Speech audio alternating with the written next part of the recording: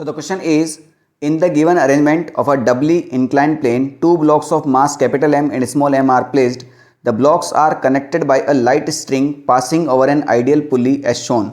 The coefficient of friction between the surface of the plane and the block is 0.25. The value of small m, for which m is equal to 10 kg, will move down with an acceleration of 2 metre पर second square is. जी को आपको 10 लेना है, 10 37 आपका 3/4 दे रखा है, ठीक है। चलिए, तो ये आपका 10 kg है। आपसे बोला है कि जो कैपिटल M है ना, ये 2 मीटर पर सेकेंड स्क्वायर से नीचे आ रहा है। बेटा रस्सी एक ही है, जब रस्सी एक होती है तो उसमें एक्सेलरेशन भी एक ही होता है और टेंशन भी सेम ही होता है। यानी अगर ये वाला ब्लॉक 2 मीटर पर सेकेंड स्क्वायर से नीचे आ रहा होगा तो यही वाला ब्लॉक 2 मीटर पर सेकेंड स्क्वायर से ऊपर जा रहा होगा। सिंपल सी बात है ना, रस्सी एक ही है और इस रस्सी में जो टेंशन T होगा वो टेंशन इसी रस्सी में भी होगा। कोई दिक्कत वाली बात नहीं इसमें। हम पिछले क्वेश्चन में अभी बात करी है, इस पर एक कंपोनेंट आपका mg साइन कौन सा लगेगा, साइन थीटा। थीटा कौन सा लिया जाता है, ये वाला लिया जाता है। तो यहाँ पर mg साइन 53 लगेगा। क्लियर हुआ कि नहीं हुआ। और इसमें कौन सा लगेगा भैया, इसमें भी लगेगा mg साइन थीटा। तो साइन थीटा कौन सा लेंगे इस बार, 37 लेंगे। बात समझ में आएगी नहीं। यहाँ पर नॉर्मल फोर्स भी चेंज हो जाएगा बेटा, क्योंकि फ्रिक्शन है ही सही, क्योंकि म्यू दिया है तो फ्रिक्शन होगा तो नॉर्मल फोर्स की जरूरत पड़ेगी सही। यहाँ होगा mg cos थीटा, तो ये हो जाएगा mg cos 53। और इधर भी नॉर्मल फोर्स ऊपर की तरफ लेने वाला है, उसको कौन बैलेंस करेगा, mg cos 37। यहाँ पर फ्रिक्शन फोर्स की वैल्यू भी अलग अलग होने वाली, क्योंकि मास अलग अलग है। सिंपल सी बात है। क्लियर हुआ कि नहीं हुआ। तो ये हमारा भी हाल फिलहाल तक फ्री बॉडी डायग्राम चल रहा है। अब ध्यान से देखिए बेटा, जब ये नीचे आएगा, ये ब्लॉक जब नीचे आएगा तो फ्रिक्शन किधर लगेगा, इसके मोशन के ऑपोजिट। तो जब ये ब्लॉक नीचे आएगा तो फ्रिक्शन लगेगा ऊपर की तरफ, ठीक है। और ये ब्लॉक जब ऊपर जाएगा, ये ब्लॉक जब ऊपर जाएगा तो फ्रिक्शन किधर लगेगा, नीचे की तरफ। इसमें कोई डाउट नहीं। अब हमें बस इक्वेशन लिखना है और सॉल्व करना है, स्मॉल m की वैल्यू निकालना है।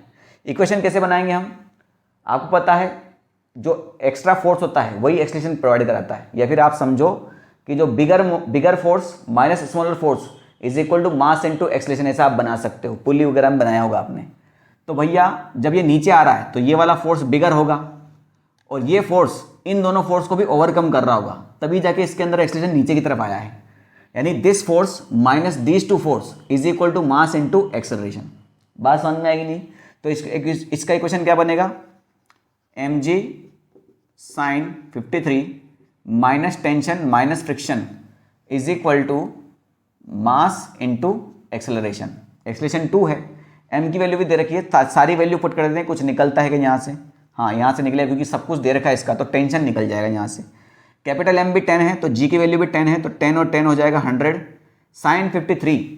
तो बेटा ये बेसिक एंगल होते हैं 53 और 37 डिग्री वाले, ये आपको नॉर्मली याद रहना ही चाहिए। तो मैं एक यहाँ पर बना देता हूँ, छोटी सी जगह है अपने पास। अगर ये साइड 5 है, ये साइड 3 है, तो ये एंगल हो जाएगा 53। ये एंगल 90 डिग्री होता है, तो ये वाला एंगल कितना बच जाएगा बेटा, 37, ठीक है। तो ये वाली साइड कितनी हो जाएगी, 4, क्योंकि ट्राइंगल के तीनों एंगल का एडिशन कितना होता है, 180 होता है ना।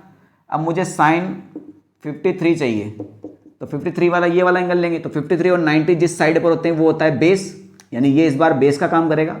ये हो जाएगा परपेंडुलर और जो सबसे लॉन्गेस्ट साइड होती है वो होती है हाइपोटेनस। तो साइन थीटा क्या होता है, परपेंडुलर बाई हाइपोटेनस, यानी कितना हो जाएगा 4/5।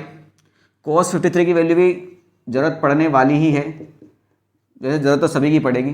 तो cos 53 भी लिख लेते हैं। तो cos 53 कितना हो जाएगा बेटा आपका, इस बार होगा बेस बाई हाइपोटेनस, यानी 3/5। साइन 37 की वैल्यू भी निकालते हैं। साइन 37 कितना हो जाएगा बेटा, साइन 37 होता है बेटा आपका परपेंडिकुलर बाई हाइपोटेनस, यानी हो जाएगा 3/5। और cos 37 कितना हो जाएगा इस बार 4/5, है ना, सब पता चल जाएगा आपको।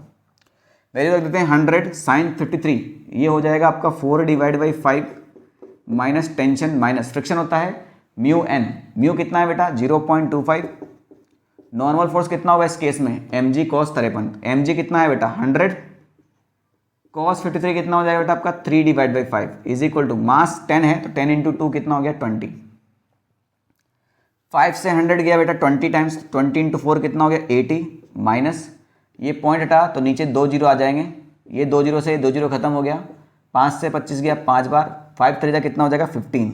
तो minus tension minus 15 is equal to 20।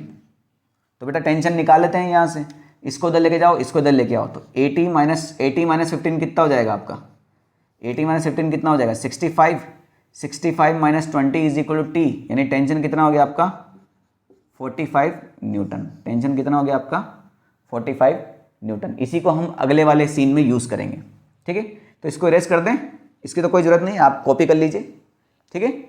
तो ये इसको हमने यहाँ से हटा दिया, हमें सिर्फ इसी की ज़रूरत थी, वो हम निकाल चुके हैं। दूसरे की बात करते हैं बेटा, तो ये ऊपर की तरफ जा रहा है, तो इस बार जो बिगर फोर्स होता है उधर की तरफ ही आपका ब्लॉक एक्सलेट करेगा, तो ये वाला टेंशन फोर्स इस बार बड़ा होगा। तो टेंशन में से ये दोनों फोर्स घटा दें तो मास इंटू एक्सलेशन आ जाएगा, सिंपल सी बात है। तो T minus M G sine 37, तो M G sine 37 minus friction is equal to m into 2। Clear. Tension कितना निकाला भैया हमने 45 माइनस स्मॉल m तो निकालना ही है, g की वैल्यू 10 हो जाएगी। साइन 37 हमने ऑलरेडी निकाल दिया था, जरूरत पड़ने वाली थी सही, 3/5। फ्रिक्शन म्यू कितना है 0.25। नॉर्मल फोर्स इस बार कितना आएगा mg cos 37, तो mg cos 37 कितना हो जाएगा बेटा 4/5 इज इक्वल टू कितना 2m। ठीक है, बस m ही निकालना है, वही बचा है, सॉल्व करना है, बस काम खत्म। तो 45 माइनस 5 से 10 गया 2 टाइम्स, तो ये हो जाएगा 6m is equal to, point हटाया तो नीचे डबल ज़ीरो, ये एक जीरो से एक जीरो ख़त्म हो गया, और 5 से 25 जाएगा 5 टाइम्स, ये 5 से 10 गया 2 टाइम्स, ये 2 से 4 गया 2 टाइम्स, कितना बचा 2m, तो माइनस 2m, और उधर कितना है 2m, ये 2m से 2m मत उड़ा देना, ये जुड़ेगा भाई। तो सबको उधर लेके जाओ, तो इधर बचा सिर्फ 45 इज इक्वल टू 2m, ये माइनस 2m हो जाएगा आपका प्लस 2m, और ये माइनस भी हो जाएगा आपका प्लस 6m, तो 2 और 4 6 कितना हो जाएगा 10m, यानी 45 इज इक्वल टू 10m। तो m की वैल्यू हो जाएगी 45 डिवाइड बाई 10, तो 45 डिवाइड बाई 10 कितना हो जाएगा आपका 4.5 kg। तो 4.5 kg कहाँ जाएगा बेटा अपना, ऑप्शन नंबर बी में। ठीक है।